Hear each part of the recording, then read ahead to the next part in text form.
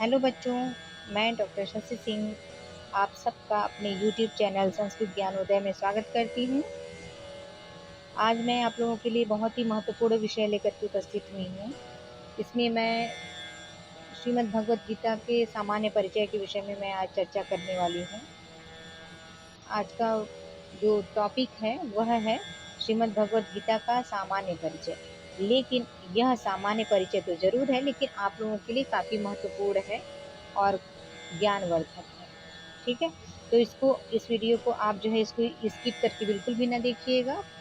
इस वीडियो को आप पूरा देखिएगा और स्किप बिल्कुल भी मत करिएगा। हाँ, वीडियो थोड़ा लंबा ज़रूर होगा, लेकिन आप लोगों के लिए काफ़ी महत्वपूर्ण है परीक्षा की दृष्टि से। खास तौर से जो आजकल वैकेंसियाँ निकली हुई हैं, टीजीटी, पीजीटी और नेट, जेआरएफ, इन सभी के लिए काफ़ी महत्वपूर्ण है। हायर एजुकेशन के लिए भी यह वीडियो काफ़ी आप लोगों के लिए हेल्पफुल होगा।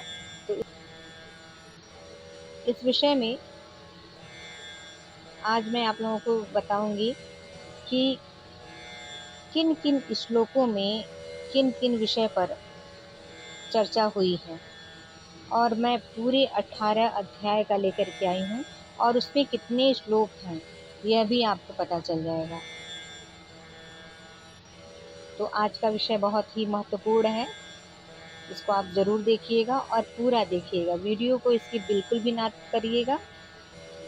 तो चलिए क्लास स्टार्ट करते हैं। श्रीमद् भगवद गीता का प्रथम अध्याय है अर्जुन विषाद योग। ठीक है, तो आज हम पूरे 18 अध्याय के विषय में बतलाएंगे। थोड़ा सा धैर्य पूर्वक देखिएगा, यह वीडियो आप लोगों के लिए बहुत ही महत्वपूर्ण है। खासतौर से जो बच्चे पीजीटी की और टीजीटी की तैयारी कर रहे हैं, नेट, जेआरएफ इत्यादि के लिए आज का ये वीडियो बहुत ही महत्वपूर्ण है। देखिए, 1 से लेकर के 11 श्लोक में क्या कहा गया है ये बताया जा रहा है प्रथम अध्याय में। तो 1 से लेकर के 11 श्लोकों में बताया गया है, इसमें दोनों सेनाओं के प्रधान शूरवीरों की गणना और सामर्थ्य का कथन किया गया है। ठीक है, और 12 से 19 के श्लोकों में दोनों सेनाओं के शंख ध्वनि का कथन किया गया है।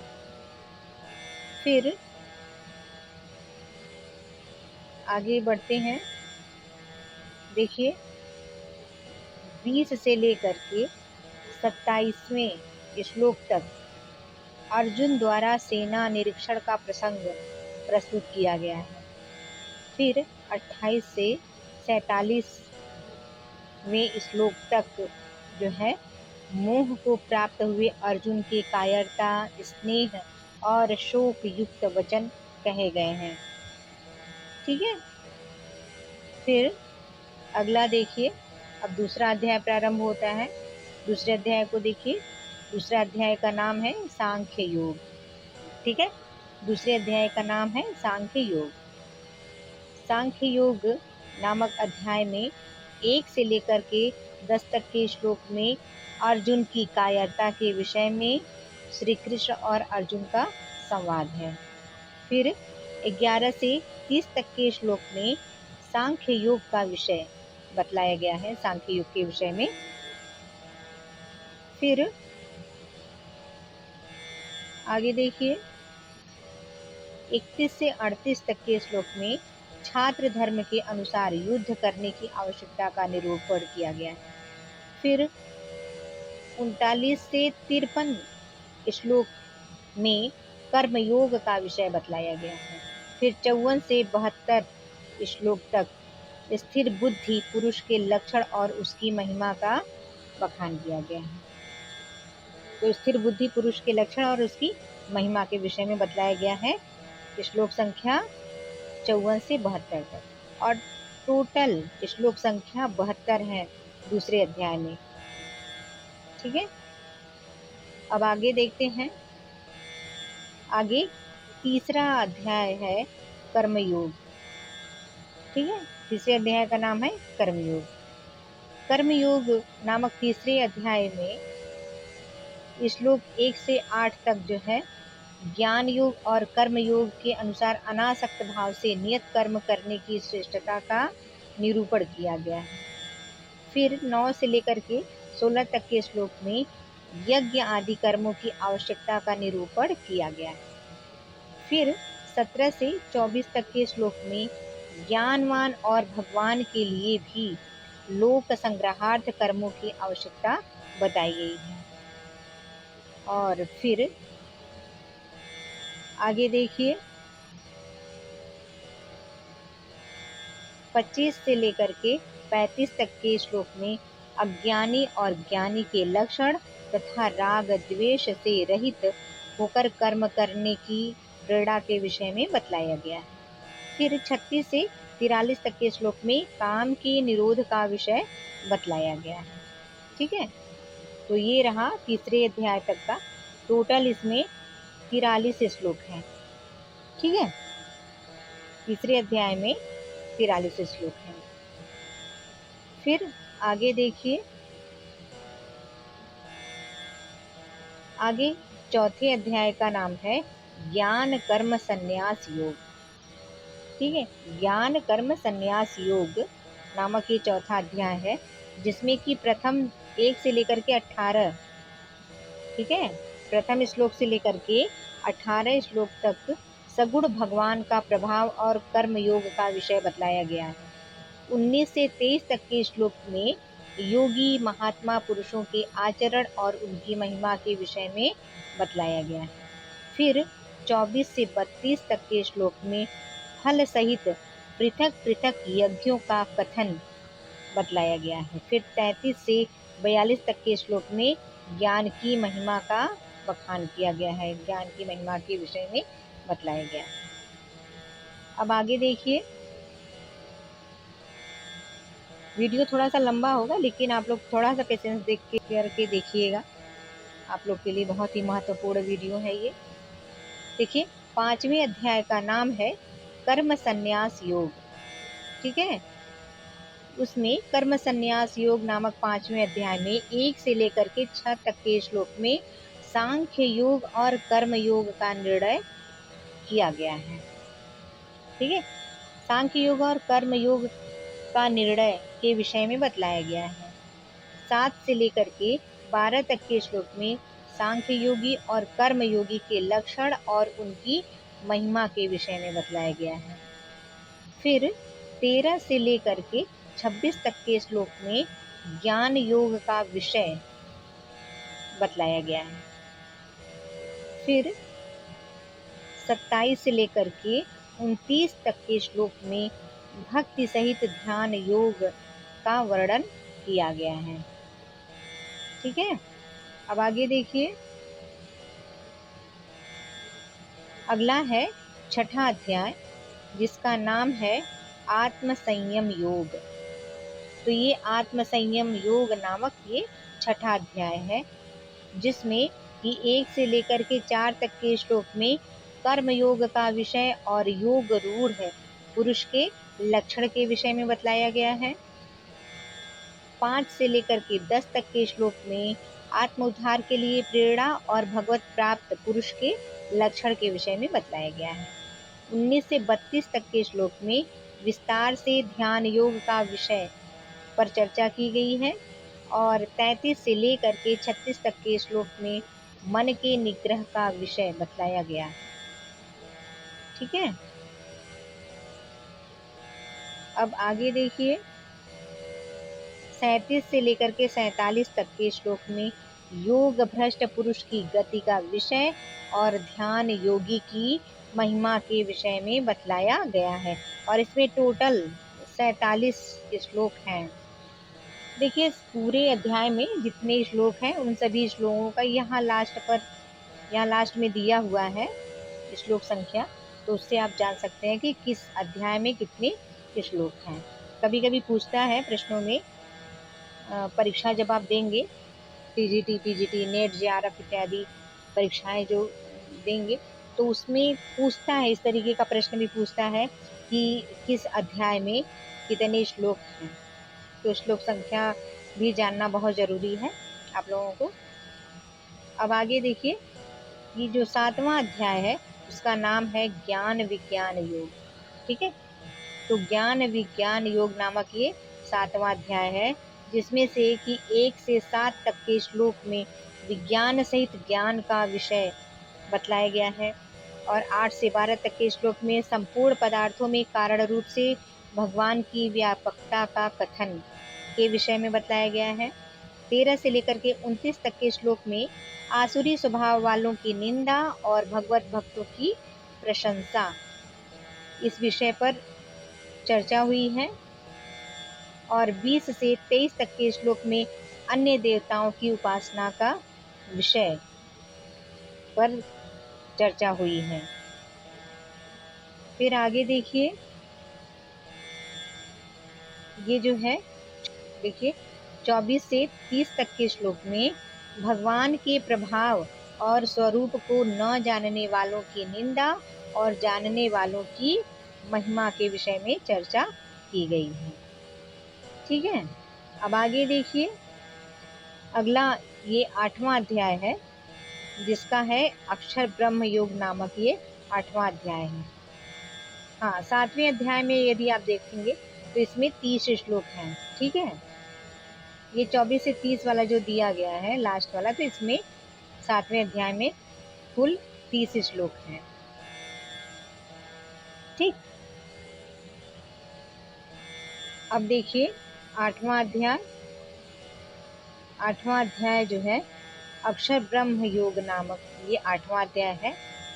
इसमें 1 से लेकर के 7 तक के श्लोक में ब्रह्म, अध्यात्म और कर्म आदि के विषय में अर्जुन के 7 प्रश्न और उनका उत्तर कृष्ण के द्वारा दिया गया है। ठीक है, फिर 8 से 22 तक के श्लोक में भक्ति योग का विषय पर चर्चा की गई है। फिर 23 से 28 तक के श्लोक में शुक्ल और कृष्ण मार्ग का विषय पर चर्चा की गई है। इसमें कुल 28 श्लोक हैं। ठीक है, 8वें अध्याय में टोटल 28 श्लोक हैं। फिर देखिए 9वां अध्याय। 9वां अध्याय का नाम है राज विद्या राजगुह्य योग नामक ये 9वां अध्याय है, जिसमें से कि 1 से 6 तक के श्लोक में प्रभाव सहित ज्ञान का विषय, इस विषय पर चर्चा हुआ है। 7 से लेकर के 10 तक के श्लोक में जगत की उत्पत्ति का विषय पर चर्चा की गई है। 11 से 15 तक के श्लोक में भगवान का तिरस्कार करने वाले आसुरी प्रकृति वालों की निंदा और दैवी प्रकृति वालों के भगवत भजन का प्रकार, इस विषय पर चर्चा हुई है, इस विषय पर बतलाया गया है। ठीक, अब आगे देखते हैं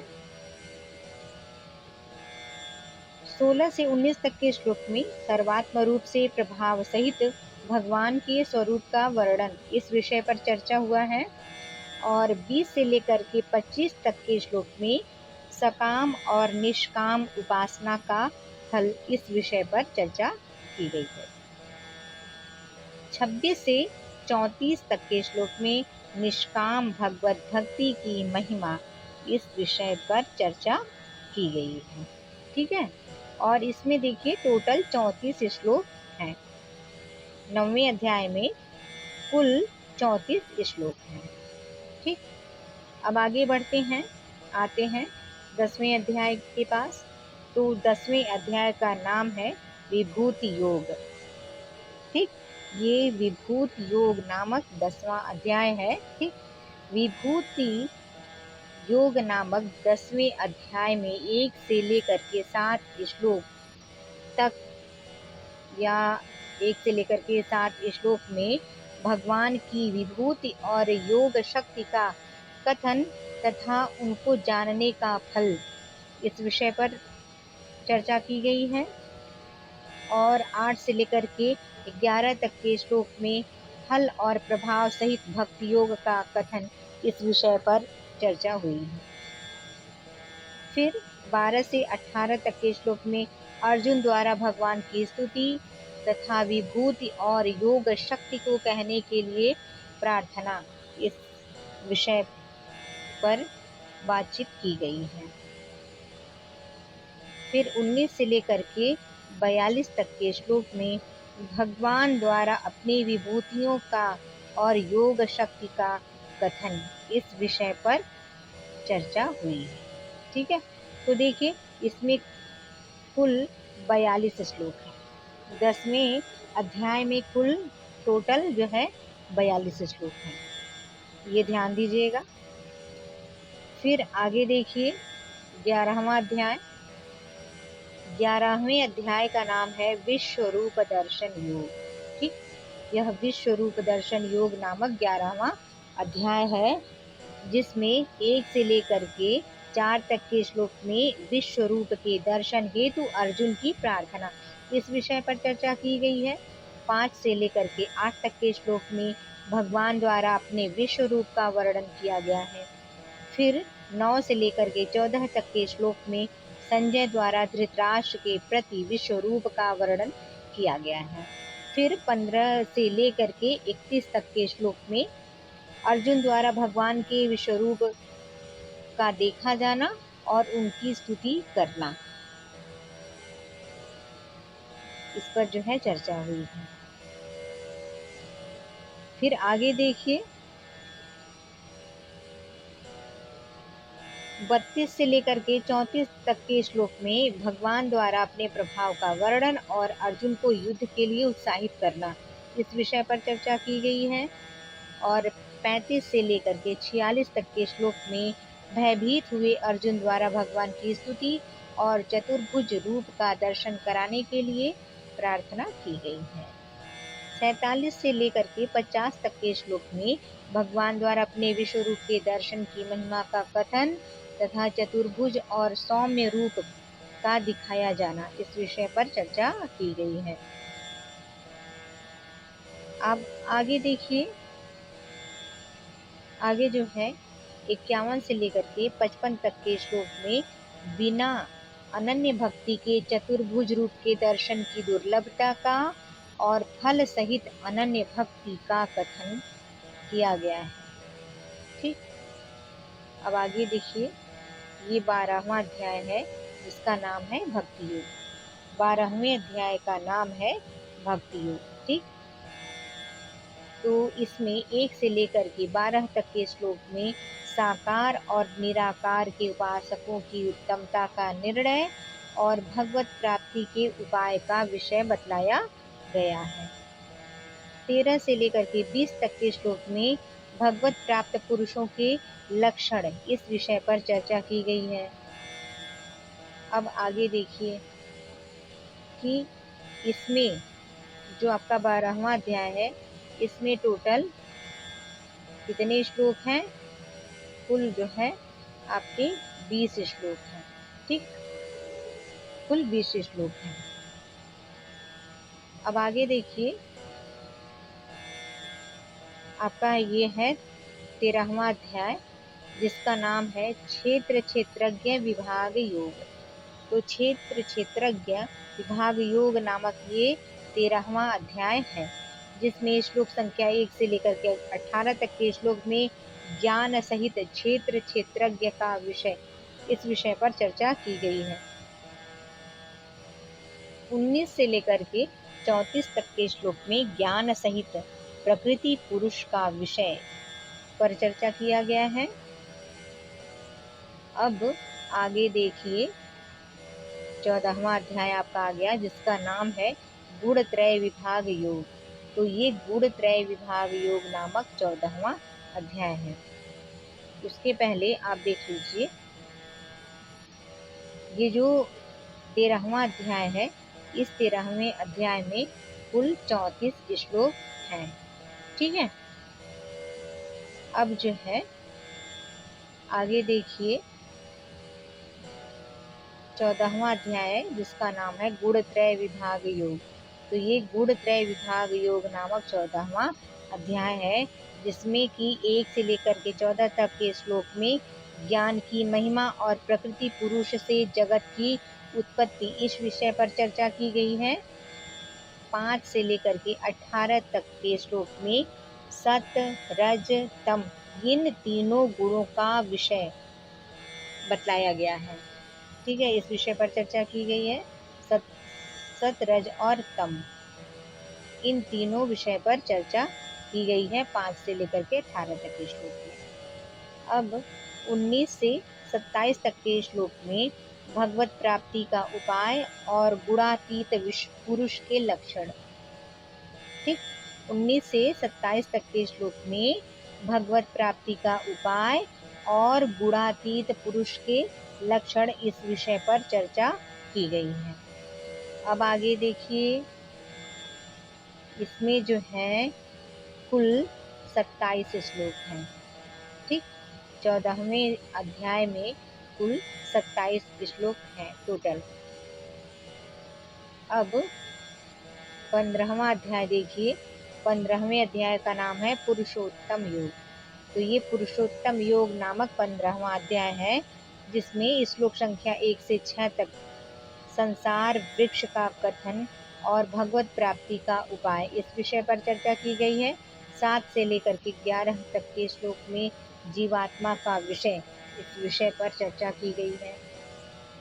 12 से 15 तक के श्लोक में प्रभाव सहित परमेश्वर के स्वरूप का विषय, इस विषय पर चर्चा की गई है। और 16 से लेकर के 20 तक के श्लोक में क्षर अक्षर पुरुषोत्तम का विषय, इस पर चर्चा की गई है। ठीक, और इसमें कुल 20 श्लोक हैं। 15वें अध्याय में कुल 20 श्लोक हैं टोटल। ठीक है, अब आगे आइए। अगला अध्याय है दैवासुर संपद विभाग योग। तो ये दैवासुर संपद विभाग योग नामक ये 16वां अध्याय है, जिसमें कि तक के श्लोक में फल सहित दैवी और आसुरी संपदा का कथन, इस विषय पर बतलाया गया है। और 6वें से लेकर के 20वें श्लोक तक, माने 6 श्लोक से लेकर के 20 श्लोक तक आसुरी संपदा वालों के लक्षण और उनकी अधोगति का कथन, इस विषय पर चर्चा किया गया है।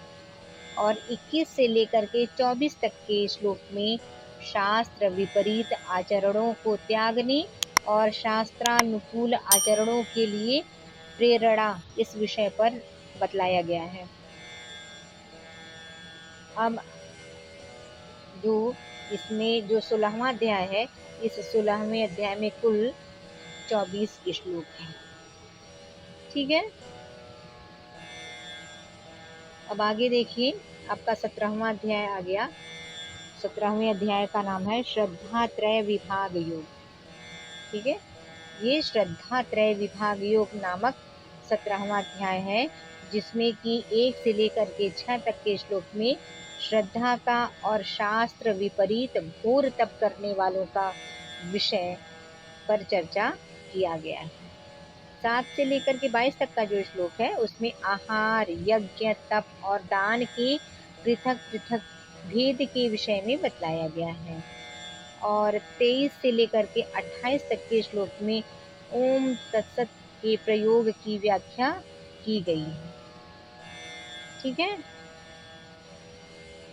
और इसमें कुल 28 श्लोक हैं। 17वें अध्याय में कुल 28 श्लोक हैं टोटल। ठीक है, अब आगे देखिए, आपका 18वां अध्याय आ गया और ये अंतिम अध्याय है। कुल मिलाकर के 18 अध्याय हैं श्रीमद् भगवद गीता में। इस 18वें अध्याय का नाम है मोक्ष संन्यास योग। तो ये मोक्ष संन्यास योग नाम का 18वां अध्याय है, जिसमें कि 1 से लेकर के 12 तक के श्लोक में त्याग का विषय, इस विषय पर चर्चा की गई है, इस विषय पर बतलाया गया है।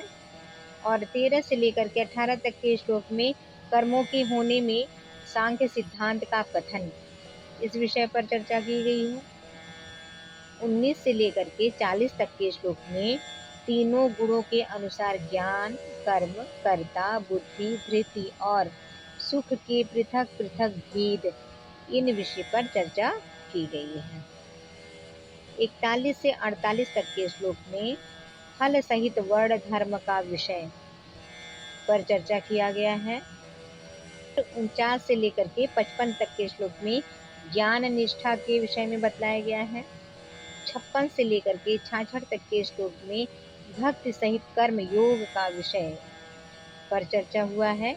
और 67 से लेकर के 78 तक के श्लोक में ये श्री गीता जी का महात्म्य के विषय में बतलाया गया है। ठीक, और इसमें कुल 78 श्लोक हैं टोटल। तो आप इसको बाकायदा कॉपी पेन ले करके इसको नोट कर लीजिएगा, इन सारे विषयों को। ठीक है, या स्क्रीनशॉट ले करके भी पढ़ सकते हैं। हमको तो सबसे अच्छा लगता है कि आप इसको लिख लीजिएगा। ठीक है, कॉपी पेन से नोट कर लीजिएगा सबको। और इस पे कितने श्लोक हैं, किन किन श्लोकों में किन किन विषय पर चर्चा की गई है, इन सभी के विषय में व्यवस्थित जानकारी आप लोगों को दी गई है। यदि और कोई जानकारी चाहिए तो आप हमको कमेंट के ज़रिए बता सकते हैं। हाँ, वीडियो यदि पसंद आए तो उसको लाइक ज़रूर करिएगा। यदि वीडियो पसंद नहीं आता है तो आप उसको डिसलाइक भी कर सकते हैं। यदि चैनल पर पहली बार है तो चैनल को सब्सक्राइब ज़रूर करिएगा और साथ में बेल आइकन को भी प्रेस कर दीजिएगा, जिससे कि मेरी आगे जितनी भी वीडियो आए तो उसके नोटिफिकेशन आपको मिलता रहे। संस्कृत से संबंधित किसी विषय पे यदि आपको जानकारी चाहिए तो आप हमको कमेंट के माध्यम से लिख सकते हैं, बता सकते हैं। इसका अगला मैं वीडियो प्रश्नोत्तरी भी लेकर के आ सकती हूँ, प्रश्नोत्तरी तैयार करके लेकर के आ सकती हूँ। तो मेरे चैनल को आप सब्सक्राइब ज़रूर करिएगा। और परीक्षा की दृष्टि से यह वीडियो बहुत ही महत्वपूर्ण है, तो आप इसको मिस बिल्कुल भी मत करिएगा और स्किप करके बिल्कुल नहीं देखिएगा, पूरा देखिएगा। हालांकि वीडियो थोड़ा लंबा हो गया है, लेकिन कोई बात नहीं, आप लोगों के लिए यह काफ़ी ज्ञानवर्धक है। तो इसी के साथ धन्यवाद।